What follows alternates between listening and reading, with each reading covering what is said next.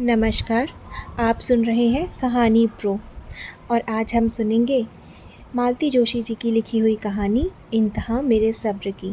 ये कहानी आपने पहले भी ज़रूर सुनी होगी, लेकिन आप इसे एक बार मुझसे सुनकर देखिए। अगर आपको ये कहानी अच्छी लगती है तो कृपया से वीडियो को लाइक और चैनल को सब्सक्राइब करना ना भूलें।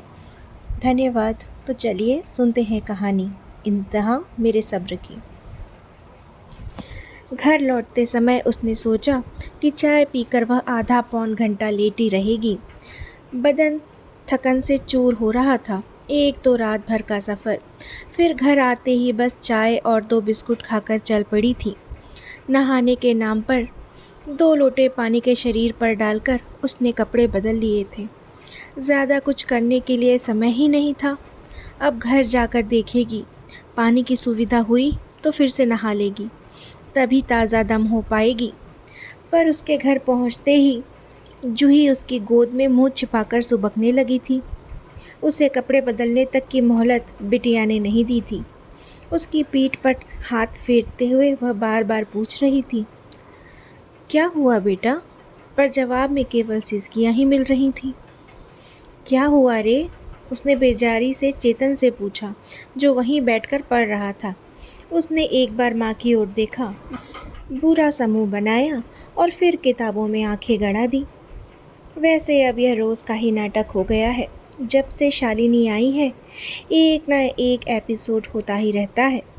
वह दफ्तर से थकी हारी लौटती है, पर उसके सामने शिकायतों का अंबार लग जाता है।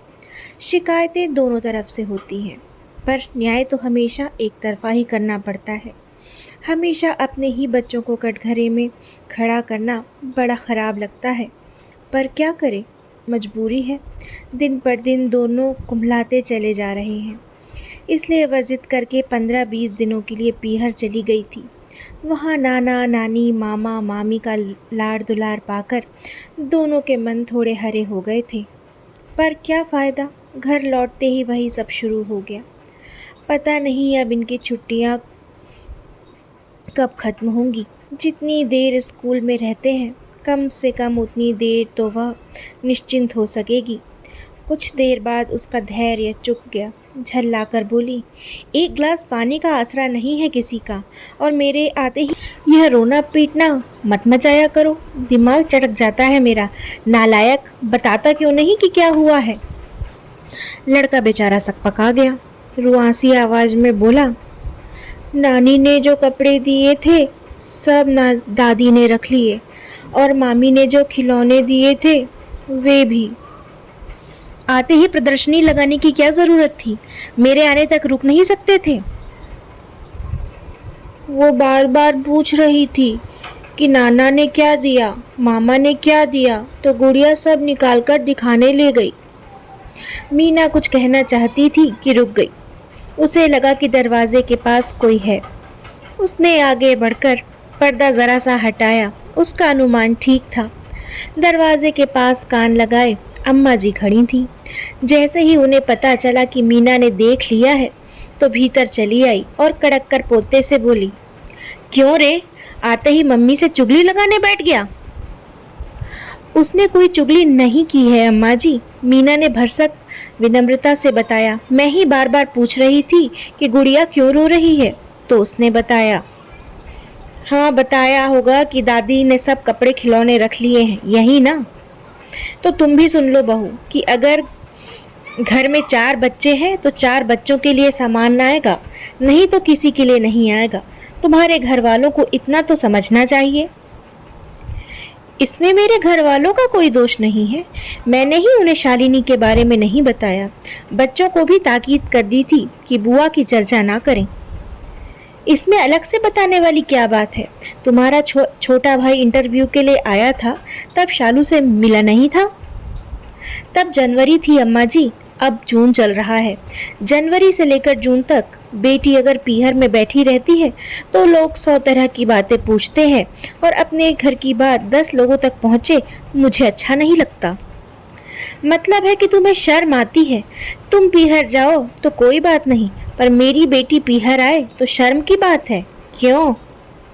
अम्मा जी, ये तो आप भी अच्छे से जानती हैं कि शालू का यहाँ रहना और मेरा पीहर जाना, इन दोनों चीज़ों में बहुत फ़र्क है। वैसे भी मैं पूरे 2 साल बाद गई थी, वह भी सिर्फ 15 दिनों के लिए। मेरे माँ बाप बूढ़े हो चले हैं, उनका भी मन बेटी को मिलने से करता है। उनकी आंखें भी नवासों को देखने के लिए तरसती हैं और बच्चों को भी थोड़ा बहुत बदलाव तो चाहिए ही। छुट्टियों में सारे बच्चे कहीं ना कहीं जाते हैं, मेरी वजह से वही बेचारे घर में बंद कर रह जाते हैं। बड़े हो जाएंगे तो अकेले ही भेज दिया करूँगी। ओफो अम्मा, तुम कहाँ चली जाती हो?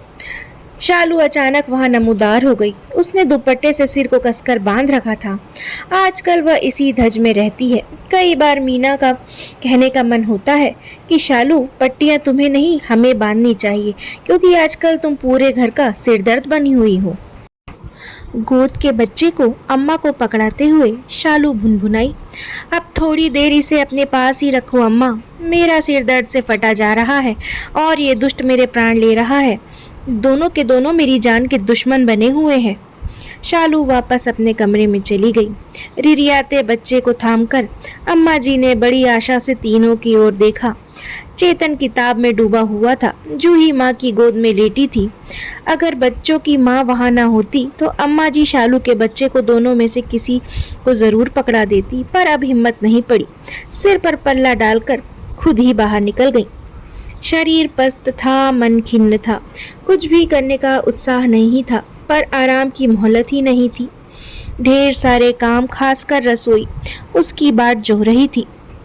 उसकी गैर हाजिरी में माँ बेटी ने मिलकर जैसे तैसे निभा ही दिया होगा, पर उसके रहते कोई रसोई में पाँव देगा, इसकी आशा नहीं थी। सबको खाते खिलाते 9:30 बज गए। जैसे तैसे रसोई समेट वह बाहर निकल आई और गुड़िया को सुलाने के बहाने उसके पास जाकर लेट गई। पलकें नींद से बोझिल हुई जा रही थी, पर वह उन्हें प्रयत्नपूर्वक खोले हुए थी, नहीं तो अनिल बुरा मान जाते। पति पत्नी कोई 20-22 दिन बाद मिलने वाले थे, पर मीना जानती थी कि अम्मा जी यह मिलन सुखद नहीं होने देंगी। उन्होंने बेटे को रोक लिया था, तभी वह समझ गई थी कि खूब कान भरकर भेजेंगी और वे कमरे में आते ही बरस पड़ेंगे। शुरू शुरू में जब ऐसा होता था, वह पूरी पूरी रात रोती रहती थी, पर अब उस छुई मुई उम्र को वह पार कर चुकी है और अब वह भी तुर्की बतुर्की जवाब देने लगी है।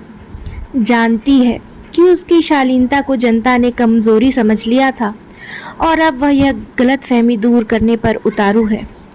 जैसा कि अपेक्षित ही था, अनिल ने कमरे का दरवाज़ा बंद करते करते ही पूछ लिया, आते ही यह क्या हंगामा कर डाला? कैसा हंगामा? वैसा भी हंगामा करने की आदत आपकी माता श्री की है, मेरी नहीं। वही तो पूछ रहा हूँ कि क्या हुआ? अम्मा जी ने बताया नहीं क्या? तुम ही बता दोगी तो क्या छोटी हो जाओगी? बच्चों के नाना के यहाँ से जो सामान मिला था वह इसलिए जब्त कर लिया गया कि अमित सुमित के लिए कुछ नहीं आया। अब क्या मैं वहाँ सारे खानदान के लिए कपड़े मांगती फिरती तो तुम ही अपनी तरफ से ले आती। लाई हूँ बाबा, शाम को ऑफिस से लौटकर देने वाली थी, पर किसी को सब्र तो हो। इतने खुश खुश लौटे थे बच्चे, पर घर आते ही सारी खुशियों पर पानी फिर गया। आप गुड़िया का सुबकना देखते तो आपको पता चलता। अनिल चुप हो गए। कहते भी क्या, पर मीना चुप नहीं हुई, बोली, मेरी और भी 2 बहनें हैं, पर किसी की ससुराल से यह फरमान नहीं आता कि हर बार पूरे खानदान की पहरवानी करनी पड़ेगी। यह सिस्टम आप ही के घर में देखा है। मुझे पहली बार में ही जता दिया गया था कि वहाँ से आएगी तो इकट्ठी 3 साड़ियाँ आएंगी। जब 3 आने लगी तो शिकायत हुई कि वे नौकरानियों के लायक भी नहीं हैं। अब एक के बजट में 3 आएंगी तो ऐसा ही होगा ना। तब मैंने माँ से कह दिया था कि मुझे साड़ी वाड़ी देने की ज़रूरत नहीं है, जो देना है अपनी नवासों को दो। अब तो उसमें भी हिस्सेदार पैदा हो गए हैं, अब इनके लिए भी मना कर दूंगी। मेरे माँ बाप कोई धन्ना सेठ थोड़े ही हैं जो देते ही चले जाएंगे। वैसे भी दिया लिया यहाँ आकर सब अकारत ही हो जाता है। बहस से बचने के लिए अनिल चुपचाप करवट लेकर लेट गए, पर अब मीना चुप बैठने वाली नहीं थी। उसकी नींद काफूर हो गई थी, मन आक्रोश से भर गया था। बोली, मैं जानती थी कि यह सब ऐसा ही होगा। इसलिए जब आप शालू को लेने जा रहे थे तो मैंने कहा था पहले एक कमरा ठीक कर लो। शालू क्या वहाँ अकेले रहती? अम्मा जी साथ रह लेती। यह घर अम्मा का है, यह मत भूलो। तो हम चले जाते, भले एक कमरे में गुजारा करते पर चैन से तो रहते। और बच्चे दिन भर अकेले रहते।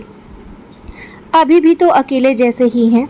अभी भी अम्मा दरवाज़ा भर खोलती हैं और नींद से जगाने पर 100 गालियाँ देती हैं। बच्चे अपने से कपड़े बदलते हैं, अपने से खाना लेकर खाते हैं, अपनी जूठी प्लेट खुद उठाकर सिंक में रखते हैं और अपने से ही पढ़ने बैठ जाते हैं। जब से शालू आई है बच्चों का पढ़ना भी निरापद नहीं रहा। अमित सुमित उनके सिर पर सवार रहते हैं। कोई पेन छीन लेता है, कोई कॉपी फाड़ देता है, कोई किताब छीन कर भाग जाता है। शिकायत करो तो उल्टे इन्हीं लोगों को डांट पड़ती है। अम्मा जी जब तब गुड़िया को छोटू पकड़ा देती हैं। 6 साल की बच्ची है, उसकी क्या यह बच्चे खिलाने की उम्र है? कभी कभी अपने बीवी बच्चों की ओर भी देख लिया कीजिए, तब आपको पता चलेगा कि बच्चों के मुंह कैसे सूख गए हैं। आधी से ज़्यादा रात इसी कलह कलेश में बीत गई। और यह सिर्फ आज की ही बात नहीं है, आजकल अक्सर ही ऐसा होता है। पति से बात करने के लिए यही एक समय मिलता है और उस समय अनिल दिन भर की आपाधापी से इतने थके हुए ऊबे हुए होते हैं कि जरा सी बात पर उखड़ जाते हैं। फिर भी वह चुप नहीं रह पाती, सारा संचित आक्रोश बाहर आ जाता है।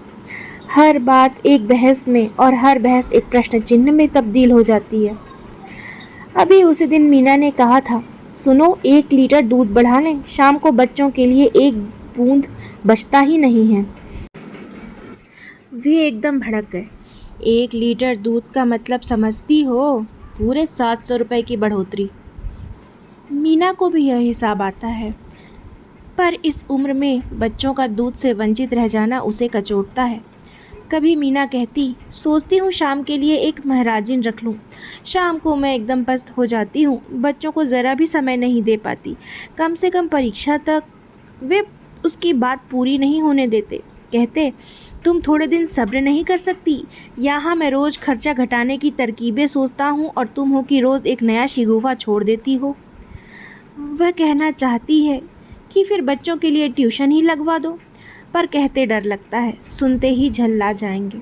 उनका आजकल तकिया कलाम हो गया है, तुम थोड़े दिन सब्र नहीं कर सकती? कितने दिन सब्र करें मीना? 10 साल से यही तो करती आ रही है। वह पति की परेशानियां समझती हैं, जानती हैं वे कर्जे की किश्तें चुकाते चुकाते बेचारे हलकान हो गए हैं। घर की किश्तें अभी भर ही रहे थे कि शादी हो गई। भाग्य से मीना को बैंक में नौकरी मिल गई तो थोड़ी राहत मिली। 5 साल में 2 बच्चे। उन खर्चों से निजात पाते पाते बहन की शादी सिर पर आ गई। माँ बेटी के नखरों के मारे वर संशोधन भी एक समस्या बन गया था। जैसे तैसे करके एक जगह बात बनी, घर वर अम्मा जी ने पास किया तो बहन के हाथ पीले हुए। कर्ज का बोझ सिर पर फिर से आ गया। इसी बीच शालू के 2 बच्चे हुए। नेक व्यवहार ने खर्च का बार और बढ़ा दिया। इतने पर भी शालू वहाँ निभा ले जाती तो संतोष कर लेते, पर वहाँ उसकी एक दिन नहीं बन पाई। बार बार आना जाना लगा ही रहा। पिछले 6 महीने से तो वो यहाँ आकर जमकर बैठ ही गई है। माँ ने ऐलान कर दिया कि जब तक जमाई राजा नाक पकड़कर माफ़ी नहीं मांगेंगे वह बेटी को उस कसाई खाने में नहीं भेजेंगी। और जमाई राजा है कि मुंह में दही जमाए बैठे हैं। पिछले 6 महीनों में उन्होंने एक फ़ोन भी नहीं किया। जब से शालू आई है घर का सारा बजट गड़बड़ा गया है, लेकिन उन लोगों के लाड़ प्यार में, खान पान में कोई कमी अम्मा जी बर्दाश्त नहीं करती हैं। बस गाज गिरती है तो उसी के बच्चों पर, इसलिए वे भी इन दिनों बगावत पर उतर आई है। बच्चों की पढ़ाई का जो हाल हो रहा था वह उसे बर्दाश्त नहीं हो रहा था। हार कर उसने अपनी मुँह बोली ननंद राधिका को पटाया और बच्चों को उसके पास भेजने लगी। राधिका उन दिनों फुर्सत में थी। उसने एमए कर लिया था और उसके लिए जोर शोर से लड़के ढूंढे जा रहे थे। 2 घर छोड़कर ही घर था उसका। ला लेने जाने का भी झंझट नहीं था।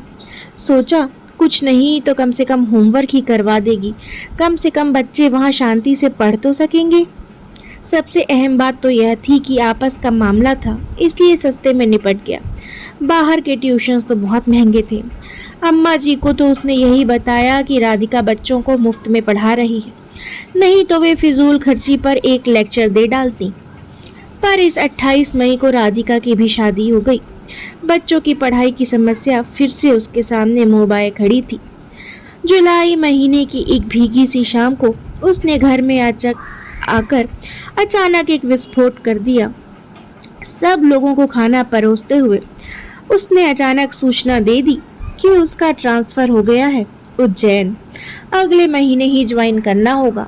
सब लोग सकते में आ गए, सबके कौर हाथ में ही रह गए। फिर माँ बेटे ने एक साथ पूछा, ट्रांसफर अचानक कैसे? मीना ने जानबूझकर ही इस समय इस खबर के लिए चुना था ताकि जो प्रतिक्रिया हो सबकी एक साथ हो। माँ बेटे की हैरानगी को नज़रअंदाज करते हुए शांत भाव से कहा, नौकरी में ट्रांसफ़र होते ही रहते हैं, इसमें आश्चर्य क्या है? अब तक तो नहीं हुआ था, अम्मा जी बोली। ये अपनी खुशकिस्मती थी। कैंसिल करवा लो, मैं कल ही आकर तुम्हारे जीएम से मिलता हूँ। कैंसिल तो मैं नहीं करवाऊंगी, उसने पति को दो टोक उत्तर दिया। प्रमोशन पर जा रही हूँ, ऐसा गोल्डन चांस कोई छोड़ता है? यहाँ क्या होगा? अम्मा जी को चिंता हुई। यहाँ क्या होना है? आपके सुपुत्र तो आपके पास ही रहेंगे। बच्चों को रख सकें तो ठीक है, वरना उनकी टीसी निकलवा लेते हैं। और रोटी पानी? रोटी पानी के लिए आप हैं, शालू हैं। 3 जनों का खाना ही कितना होता है? शालू क्या यहाँ तुम्हारा चूल्हा फूकने के लिए आई है? एक तीखा सा उत्तर मीना की जबान तक आया था, पर उसे गटकते हुए उसने कहा, तो एक मिसरानी रख लेते हैं। मैं तो इतने दिनों से इन्हें कह रही हूँ, कम से कम दोनों वक्त फुलके उतारने के लिए ही किसी को रख लेते हैं। अम्मा जी से निपटकर मीना पति से मुखातिब हुई, सुनो, इस वीकेंड पर उज्जैन चलते हैं। अच्छा सा पास पड़ोस देखकर कोई घर ठीक कर लेते हैं। बच्चों के स्कूल के लिए भी पूछताछ कर लेंगे। मेरा ऑफिस दूर हो तो कोई बात नहीं, पर बच्चों का स्कूल पास होना चाहिए। लगता है तुम्हें जाने की बहुत जल्दी है, जाने के लिए तैयार बैठी हो। अरे इतनी अच्छी पोस्टिंग है, मेरे मना कर देने भर की देर है। कोई भी लपक लेगा, फिर बाद में किसी वज्र देहात में फेंक दिया गया तो मुसीबत होगी। आजकल हर कहीं तो बैंक की शाखाएं खुल गई हैं। मैं अकेली तो खैर कहीं भी रह लूंगी, पर बच्चों के साथ हो तो उनके हिसाब से सोचना पड़ेगा ना। फिर उज्जैन ऐसा दूर भी नहीं है, आप भी शनिवार इतवार आ सकेंगे। अपनी तरफ से विषय का उपसंहार करके वह सोने चली गई। माँ बेटे बहुत देर तक विचार विनिमय करते रहे, जो कि अपेक्षित ही था। उसका निष्कर्ष यह निकला कि कमरे में आते ही अनिल ने मीना से कहा, अम्मा का ख्याल है कि ये ट्रांसफ़र हुआ नहीं, करवाया गया है। और अम्मा के लाडले का क्या ख्याल है? मेरा भी कमोवेश यही अनुमान है। तो आपका अनुमान एकदम सही है। वहाँ की पोस्टिंग निकली थी तो मैंने ऑप्शन दे दिया। मुझसे एक बार पूछना भी ज़रूरी नहीं समझा? पूछने से आप हाँ कर देते क्या? 100 समस्याएं गिना देते। समस्याएं तो मैं अब भी गिना सकता हूँ, पर उनसे आप अकेली ही निपटिएगा। मुझसे अब और नहीं होता। मुझ में अब उतना सब्र नहीं है। मैंने अपने जीवन के 10 बेशकीमती वर्ष आपके परिवार के लिए खर्च कर दिए। अब मैं अपने बच्चों को कुछ समय देना चाहती हूँ, उनके लिए जीना चाहती हूँ। मतलब यह कि पूरे 10 साल तक मैंने अपनी आशाएं, अपनी आकांक्षाएं, सारे शौक, सारे अरमान ताक पर रख दिए थे। एक उम्मीद थी कि एक दिन हमारी सारी जिम्मेदारियां समाप्त हो जाएंगी और हम अपनी ज़िंदगी जी सकेंगे। शालिनी की शादी हुई तो मैंने राहत की सांस ली थी। सोचा था कर्ज है तो कोई बात नहीं, कभी भी पट ही जाएगा। जिम्मेदारी तो खत्म हुई। बहुत खुश थी मैं। शालू आसपास नहीं होती है तो आपकी माँ थोड़ा सम पर चलती है। बेटी का साथ पाकर तो एकदम दुर्दांत हो जाती है।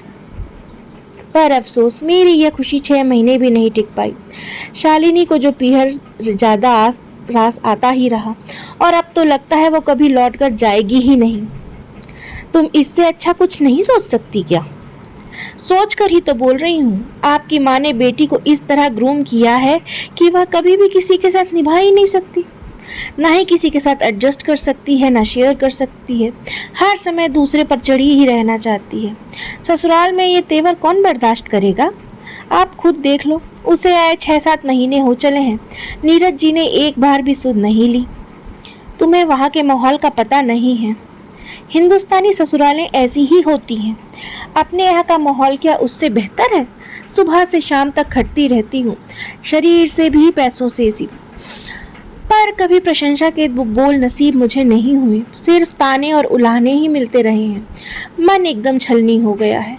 फिर भी यहाँ पड़ी हूँ क्योंकि मैं अपने माँ बाप का बुढ़ापा नहीं खराब करना चाहती, अपने भाइयों की गृहस्थी में जहर नहीं घोलना चाहती। खैर, अपने हिस्से का जितना सहना था मैंने सह लिया, पर मैं अब अपने बच्चों के कुम्हलाए चेहरे नहीं देख सकती। मैं उन्हें इस क्लेशपूर्ण वातावरण से दूर ले जाना चाहती हूँ। उन्हें एक स्वच्छ सुंदर माहौल में बड़ा करना चाहती हूँ। अगर हम अपने माता पिता के प्रति उत्तरदायी हैं तो हमारी एक जिम्मेदारी बच्चों के प्रति भी तो बनती है। उसे हम कब तक अनदेखा करेंगे? यही समझ लीजिए कि हमने अपनी जिम्मेदारियों का बंटवारा कर लिया है। इस घर से किसी को निकालने का हक मुझे नहीं है, मैं जानती हूँ, पर मैं तो इस घर से जा सकती हूँ ना। मेरा हक तो मुझसे कोई नहीं छीन सकता। और अगर ना जाने दूँ तो? रोक कर देख लो। उसकी तनी हुई मुद्रा देखकर अनिल सहम गए। समझ गए कि जिसे इतने वर्षों तक कर्तव्यों के बोझ से लाद रखा था, वह अब अपने अधिकारों के प्रति सचेत हो उठी है। उसे लौटाना अब संभव ही नहीं है।